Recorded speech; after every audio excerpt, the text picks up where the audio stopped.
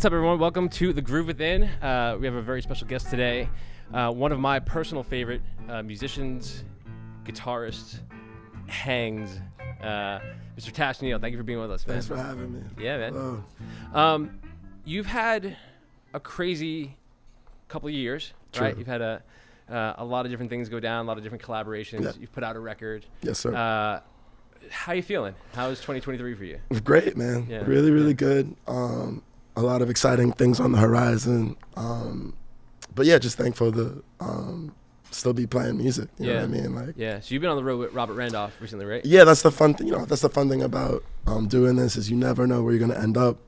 And the last couple of years, I got a call from Rob saying, "Hey, man, you want to do this one festival in upstate New York?" And I was like, "Absolutely," you know. And this was around pandemic time, so things were weird. And I was like, "Great." And I've always loved Rob. I've known Rob over 10 years. Yeah. I just realized, and just from being in London Souls and being in bands and all that. And you know, I've sat in before, and we've always had a great, just playing off of each other. And I was a fan of his. I mean, when he came out, I loved the record, the first record that came out. So I always appreciated him. And there's not that many black, string players either. So we always knew of each other. And I just, when I came out, I was like, it's so cool that people are embracing him. Get a call from him. He's like, "Yeah, man, do this gig." It was fire. It was great. Kingfish came and played with us. Yeah. It was rad. Yeah. And then we found a drummer by the name of Willie B. It was great. Was great on Instagram, and that's how Rob found them. And just incredible. And another cat named Jay White was incredible, bassist and singer and a multi-instrumentalist. But he's actually born here, but they both live in Nashville now. And we've been playing the last 2 years. Yeah. Really. That's amazing. What's the preparation like for a gig like that? Do you learn the tunes, or do you just kind of like go in blindly? Well, we know the songs, but what I loved about playing with Rob is we kind of come from the same school of thought and approach. So we don't want to, it's almost the thing, if you overplay anything, it's not going to come off the way you think it is, or it'll be like robotic. So we really do, everyone in the band is on the skin of their teeth, but you play enough together. And they're all seasoned cats, so everyone's listening and wants to serve the whole. So it's easy to kind of do that. And we don't really rehearse, at all. So there's no preparation. Yeah. That's amazing, man. Is that how you came up? Like, how did you come up playing in New York? So this is originally from New York. Born and raised. I was born on 114th, and I grew up on the Upper West Side. Shout out Knicks. My parents were musicians, really. My mom, incredible classical piano prodigy, and my father played 27 instruments. 27? 27. And expert. That's a lot of instruments. A lot of instruments. Well, I couldn't believe it. It's a guitar, bass, yes, drums. Yeah. And flute? Incredible flautist. His main stuff was trumpet and flute. And what I didn't know, because he didn't brag a lot, he's from Detroit. My mother's from the South in Virginia. And one of my favorite records is What You See, What You Get. And he's on it. He's playing the dun, dun, dun, dun, dun, dun, dun, dun, dun. And I couldn't believe it. I didn't learn that until years in my life. So, things like that. He would tour, was in Nam, he was in the... Did you understand it growing up? Like, as a kid, like, if your dad was going on tour, was it like... Well, he didn't tour, thankfully, by the time we were born. He was more touring, like, the 70s, stuff like this. But, yeah, he was in New York. He would play, like, jazz clubs, whatever, when he could. But my mother was a producer, so they're both pretty much at home, which was nice. Wow. So it wasn't like, he was on the road all the time. I didn't grow up with him knowing that. Did you grow up going to studios at all, or band practices and things like that? I would see rehearsals. My parents sang in choirs every week at church. Yeah. And that's really where I got my first gig was at church. My first paid gig was at church, at Riverside Church. And I would go, they had an a cappella group. Yeah. They were both Howard University graduates. Yeah. And, just surrounded by a lot of talent. Yeah. And this vocal group was an example. They were called Just Friends. Yeah. and which is funny because Do it's they do dudes just, and girls. Okay, I was gonna say, do they do like just friend songs? But No, like, just yeah, like song, yeah. you know, this a play on the Yeah. you know, everyone assumes they're couples. It's Yeah. like they were just friends. They were just friends. Just friends. That's so funny. Except my mom and dad weren't just Well, friends. yeah, you know? yeah. But yeah. So I would walk. I remember I have a distinct memory of being like 3, and like sitting, you know, on my ass on the floor. You Yeah. know, like diapers, whatever. Yeah. And just hearing really intricate harmonies, because they would do covers of like Ooh Child. Wow. But like just when you're hearing a cappella and really centered pitch, Yeah. and hearing like one person is sustaining a note and how this other person approaches it from underneath, and just hearing really like this is 5-part harmony stuff. So just to be around that from that age and people that were good at it, Yeah. but they, you know, not bragging about it, but like they're No, all they're professional good now. at it. Yeah, I yeah, mean, these they're good at it, people. One of them is Shelton Beckton. Shout out to Shelton Beckton. Gotcha. Just incredible pianist, and performs on Broadway. You know, everyone's very successful, so it's great. And I was lucky to be there. Do you remember when that happened for you? Like when did you start taking it more professionally, or just taking it like? Yeah. Well, like when it was serious was a day my parents sat me and my brother down, my brother Sean, and it was a rainy Sunday. I'll never forget. And they said, "Hey, you guys are gonna learn an instrument." And I tried to take drums when I was 3, but I was too young. I was just Yeah. Yeah. all over That's that. a loud instrument to It was take up at a young age. It was dumb. I remember Yeah. going to like the dude's house, and like his face was like, "This isn't gonna." Yeah. And I was like, "Fair Yeah, enough." that's so funny. You know, and so then 8 comes around, and they ask, my brother answers first. He says drums, and you know, you like want to be like your older brother. It's like, oh, you drums, yeah, me too. Yeah. So I got to do that, and then for whatever reason, none of my parents played guitar really, ever around the house. Never listened to guitar music. Like I didn't know about Beatles. I didn't know about like Like the Stones. Cream. Or, yeah, No, yeah, not at yeah, all. Cream. Yeah. Yeah. None of it. I knew like radio. I was growing up in the hip hop in the 90s. It was the Yeah. golden time. Yeah. So like Yeah. whatever was on was like lit for me. Yeah. Woof! I just had to do it like a retake in my head. I'm hearing the story from you. I'm assuming it's in the 70s, but we're the same age, and I recognize that. Yeah, you're right. Yeah. Yeah. No. Yeah. So And that music wasn't really like that. Was like this change in music where the sounds weren't necessarily centered around guitar. no, and Yeah. that's a really big point and a really big influence in terms of how I play and how I Yeah. approach the guitar and music. But the beats really hit me, and the creativity and the sonic quality of the bass drum. Like when you do a sample, and sure, like yes, the original is great, and like obviously like James Brown's drummer is incredible. Yeah. But I think the added sonic boom that hip hop added really hit me, and Yeah. really like just had a big impact on me. And of course you can dance to it, but just like wow, man. just What's your cool. earliest memory of groove? Oh wow. Michael Jackson, Cool. 1000%, Yeah. 1000%. I Yeah. remember watching like the Thriller video, and being too young because you get it on VHS. Yeah. You know? So just at the family house and with your cousins, you know what I mean? Spectacle. It was Yeah. different. It was different. Yeah, but it just moved me. It still does. Yeah. You know, I mean, nothing can take away from those musicians that really made that record. I mean, Yeah. there were real cats doing that Yeah. stuff. It's really mind-boggling. Jumping around a bit, like what is your, because that represents like, the collaboration between Quincy Jones and Michael Jackson, and what Quincy Jones represents for music and songwriting and composition over what, I don't know, a 70-year, 80-year career, right? Going back to jazz, early days, Crazy. 50s, yeah. So with that in mind, like by today's standards, it's like, you're obviously the intersection of a lot of different genres. So like pop, rock, hip hop, soul, jazz, funk. Like when you hear about some of these new collaborations with like AI happening, like what's your take on that, man? Like, cause I have so many different thoughts. Like I'm personally a big fan of AI, and I think it's really interesting. I think that there are a lot of holes that are going to probably wind up doing some damage to us as a humanity and society eventually, but we were headed that way anyway, in my opinion. Anyway, that aside, like what do you, I could be, that's just my opinion. Yeah. But what is your take on, maybe I'm just saying I like AI so that when AI takes over, they know I was on their side. Right. Oh, gee. We serve you, Yeah. robot lords. Yeah, exactly. No. When you see that intersection, or the way in which people can make music has become less of a barrier to entry, like where you can just program something, or let someone else do the creating for you? Where, like, how do you feel about that as someone that's dedicated your life to it?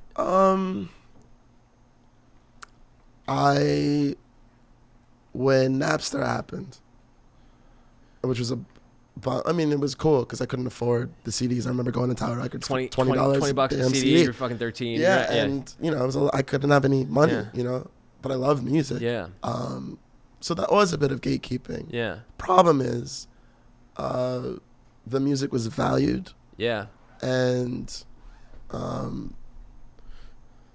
people, there is a thing that happens. People have a relationship to something that they have to pay for. And that thing changes when it becomes free. And it's just inevitable, right? Just the nature of that relationship changes. And you might think you don't view it differently, but the landscape shifts. So when that happened in 1999, 2000, I realized technology is just going to keep evolving. A couple of years later, here comes YouTube. A couple of years later, social media. A couple of years later, TikTok. A couple of years later, AI. Yeah. A couple of years from now, it'll be like your eyeballs or something like this. For sure. So it's going to be something else. Yeah. And the actual issue is, who are the people in power that are actually negotiating these deals? Because people are profiting from the music that is being made. The music is being put in television commercials and movies and video games. Your headphones on Spotify. Exactly. Like, yeah. So until that conversation is had, nothing changes. And it only the market. It'll just be harder for artists to have a fair situation. Yeah. But that's no beef with the business. That just is what it is. You brought up so many good points in the last 2 minutes, probably, that are just I'm reacting because you're rattling my brain waves, my inner, because I think I flippantly I'm like, yeah, I love AI, but you're right. Like there's a lot of value still that exists, and there's a lot of money that's exchanging hands. Yeah, if you don't think Spotify's making ad money, you're bugging. This is the thing that drives me crazy about Spotify is the average employee salary, as reported by any of these sites, is equivalent to buku millions of streams. That's right. You know what I mean? So the average employee is getting paid, let's modestly call it, I don't know, 100 million streams a year. Interesting. You know what I mean? It. Charge It to the Game came out 2 years ago. Right. How many? Well, listen, and I don't. With all due respect to the DSPs and all that shit too, you know what I mean? Well, it's also you are who you are. If you have a massive fan, you're gonna get a lot of streams. I mean, yeah, that's just what it is, and that's okay. Yeah. How do you build? That press and things like this and the name, but it's tough. That's also a philosophical question when there's so much out there. When the internet happened, how do you differentiate yourself, and how do you make a splash in such a big ocean? It's like throwing in a pebble in the Atlantic and thinking, the Atlantic's going to recognize it. You know? And you can believe in that pebble and love it and mean a lot to you. Yeah. But it is what it is, and that's okay. Yeah. But the important thing is we don't have to wonder what a world would look like when people had to pay for music. It existed. Yeah. And there was budgets for things, etc. And but there wasn't a ticket mass. There was a lot of these things. Yeah. Things are You remember different. buying tickets at the store? Yeah. Oh, yeah. And, and it's, Sam Goody, The Wiz. You remember Sam that? Goody? I was at The Wiz. You were at The Wiz? I was at The Wiz, man. Those were my favorite commercials, too. Nobody beats The Wiz. Nobody beats The Wiz, dude. Yeah. Oh, yeah. That's so funny. That warms my heart. Yeah, man. That's cool. But they're gone. Shout out to them. Yeah, RP. They'll all be gone. I think that's the transference of knowledge and power is it will all be gone, but what do we do with it? Well, I'm centered with it. Again, I made peace with the inevitability of the evolution of technology and how it's gonna just keep going. Yeah. And I'm not gonna what are we gonna? It's just okay. But I do know that music's being made and those deals are still happening. Yeah. And I just hope for an equitable and just outcome. When those people and those negotiations are being made, I'm with you on that. Yeah, for sure. Man, we were playing before, and what I love about your playing, every time I've seen you, I think I first saw you at like Scott Sherrard or something. Okay. On like an Almond gig years ago. Shout out to Scott Sherrard. Shout out to Scott. He played here last night. No way. Yeah. In any event, what I was saying was, when I see you play, what blows my mind about your playing in particular is that it's clear that there's an encyclopedia of knowledge in your head, and the way that you approach guitar feels like it's the perfect line for like in that moment. You know what I mean? Like, so like whatever you add, like I've watched you play chords, I've watched you play like, funky stuff. I've watched you solo, and it's never felt overstated, understated, out of place, which blows my mind.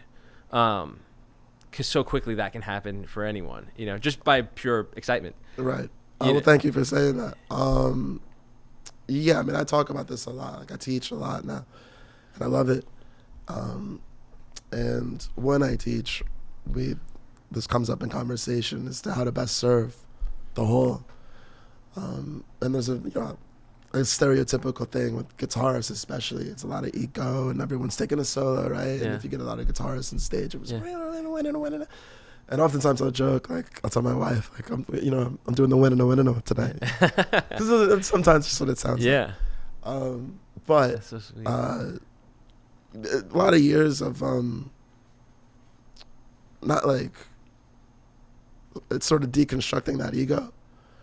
Because when you're young, you do go through that, and I got to be the best, and this and that. And, been listening back enough to those performances, you realize, oh no, you should have really served the whole. And that's the biggest lesson. I mean, I've been playing guitar for 30 years. Yeah. And that's the biggest takeaway from me is, and when you serve the whole, you end up becoming a better soloist. Yeah. So by being selfless, you have more to say when it gets to that point. Yeah, totally. And then everybody's happier. Yeah. So I try to do that.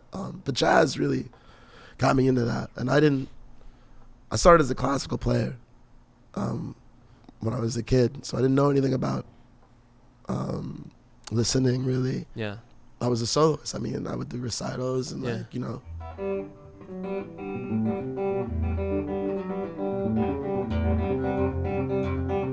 it's just like, brilliant. But it taught me a lot about syncopation.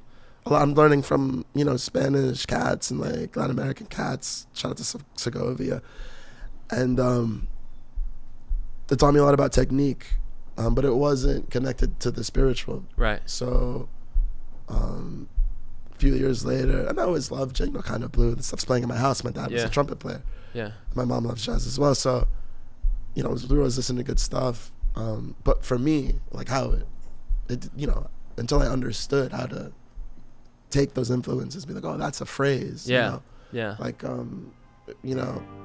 for Miles Davis or something, just a bit, going down from the 4th to the 9th, whatever.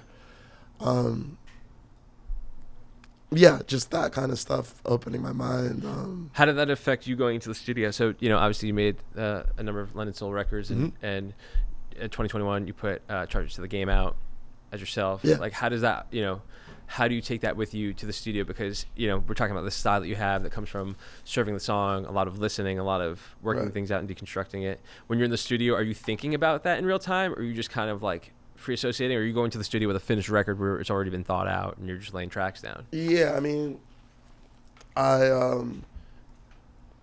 like I try to, like we've never had the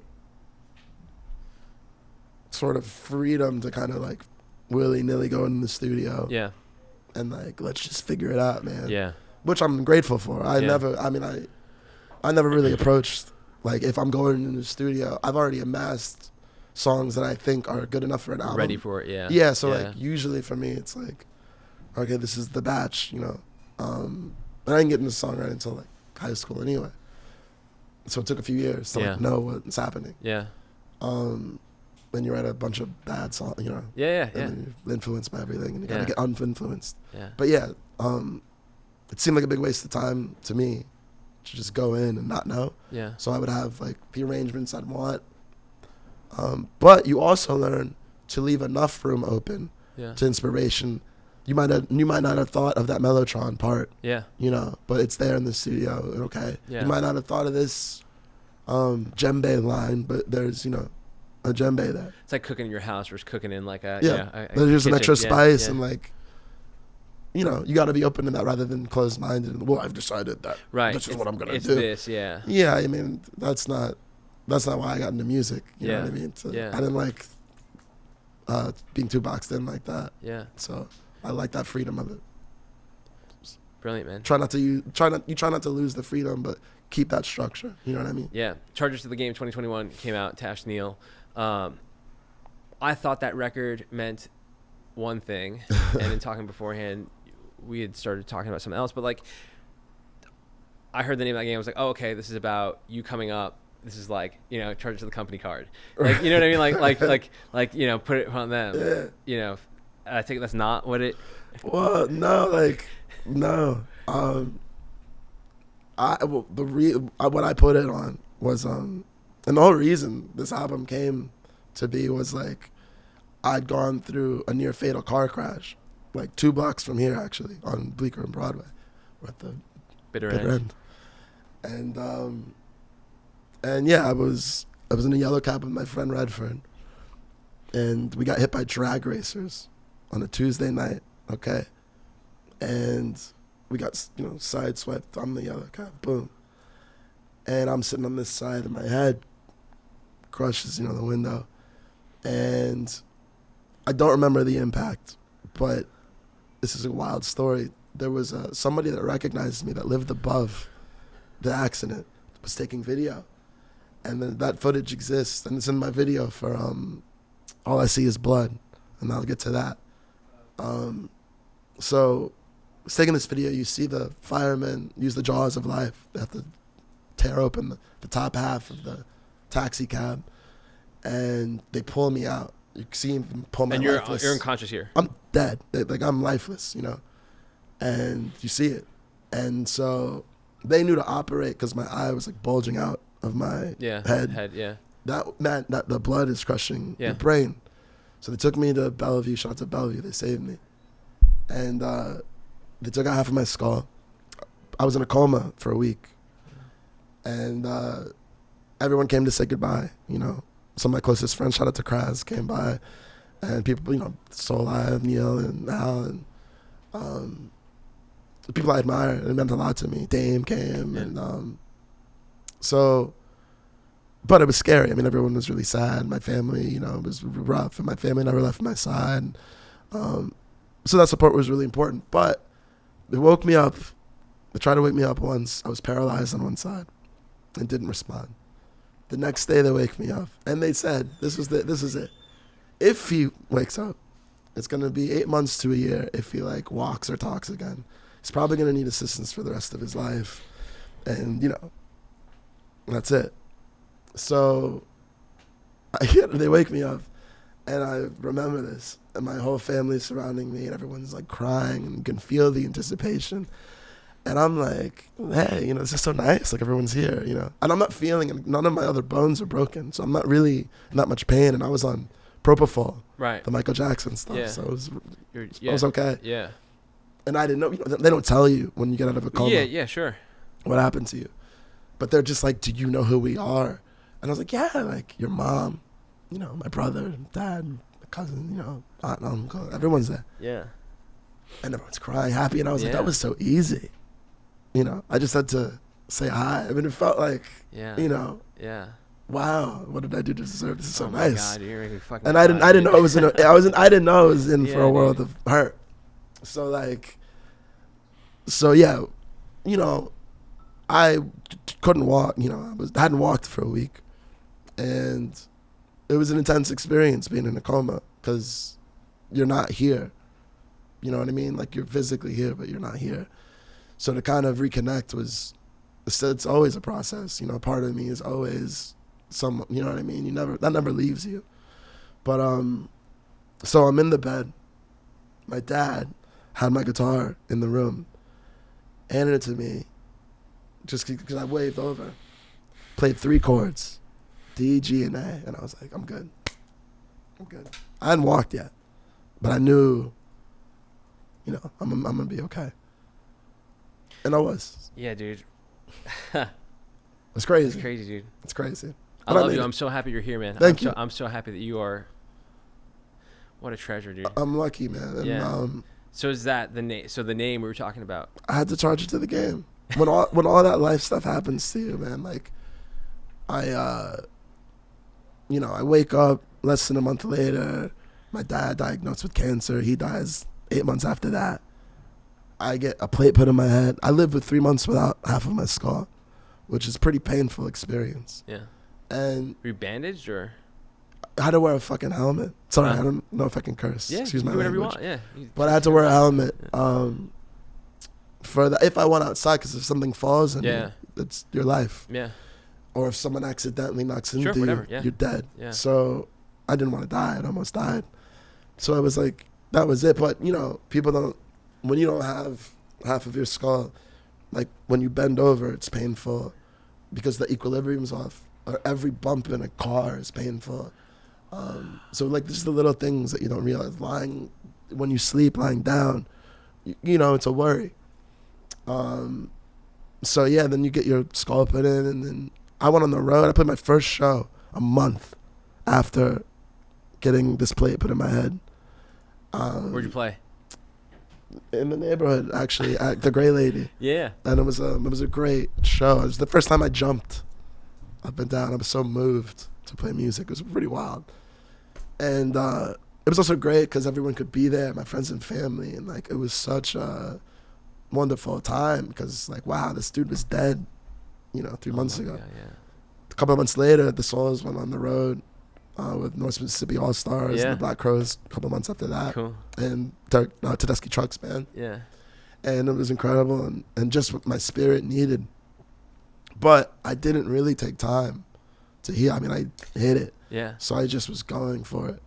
Helpful physically, but, my brain was destroyed. Yeah. So music saved my life, really. I mean, I don't think I was having this conversation with a cat recently who's in medical field and he deals with a lot of brain injury people. And it's really hard when you have that much damage to not only cognitively function, but get back to some semblance of normalcy. So, the theory, and my doctors, my surgeons, they were just as confused as anything because there was nothing to explain this but music. And, I put in so many hours. I'd been playing for almost 20 years at that point. And intensely in high school, like 10 hours a day, like all of the time, as much as I could. It was like nuts. And all kinds of music and everything. So I was always putting things together in my brain and permutations. And we were saying that's kind of like math. And I was like, I guess it is. And then it's physical and it's it's memory and always exercising. So, yeah, if it wasn't for this and familial support, I don't know if I would be here. You know what I mean? Which is wild. Every note's a gift, right? Yeah, that's for real. That's crazy. Sorry, man. that's a lot of talking. But. No. Are you kidding me? No, I'm just so moved by your journey, man. I'd like to do another one of these with you. Yeah, it's a lot. Yeah, it's a bunch of stuff. But. Yeah.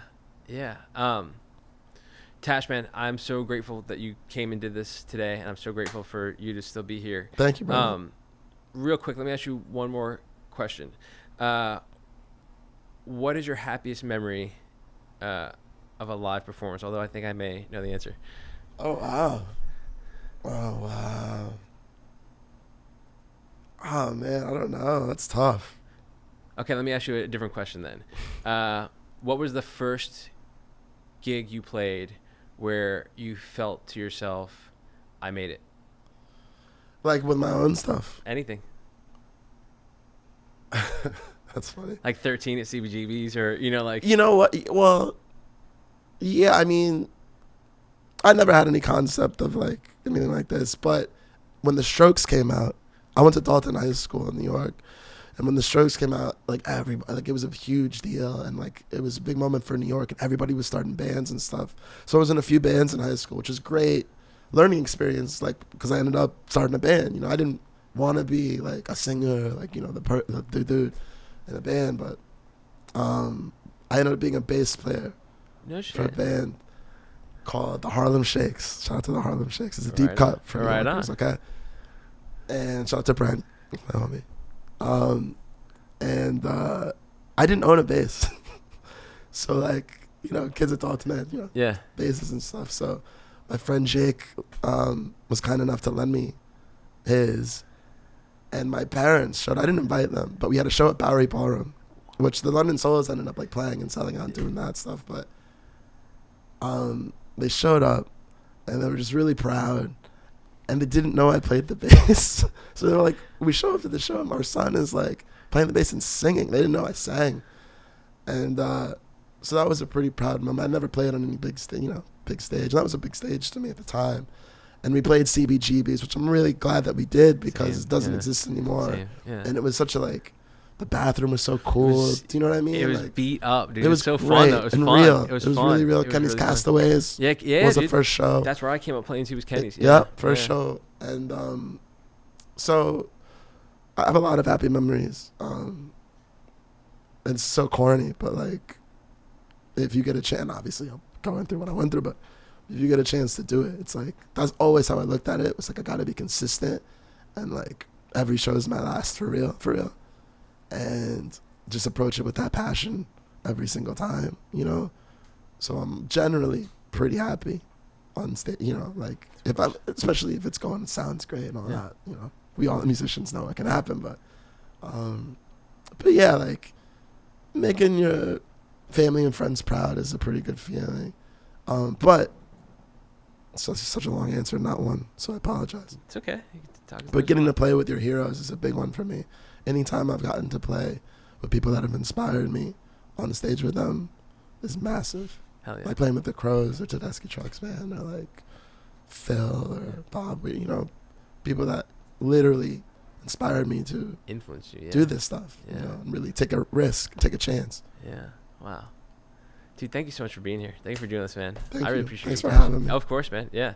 To be continued. Yeah. Oh, is there anything we should push? Anything you want to plug? No, I'm a charger to the game, streaming. It's a good album. It's about the accident. But You got it's merch? happy. You got like vinyl or CDs of it? There is vinyl. Buy the fucking vinyl. Get out there. Buy the vinyl. Get out there. We charge- Vinyl's good, man. We charge $60 a piece? I don't know. I don't think it's that much. Less than that, right? Less than that. Then why are you buying it? It's crazy. You know what I mean?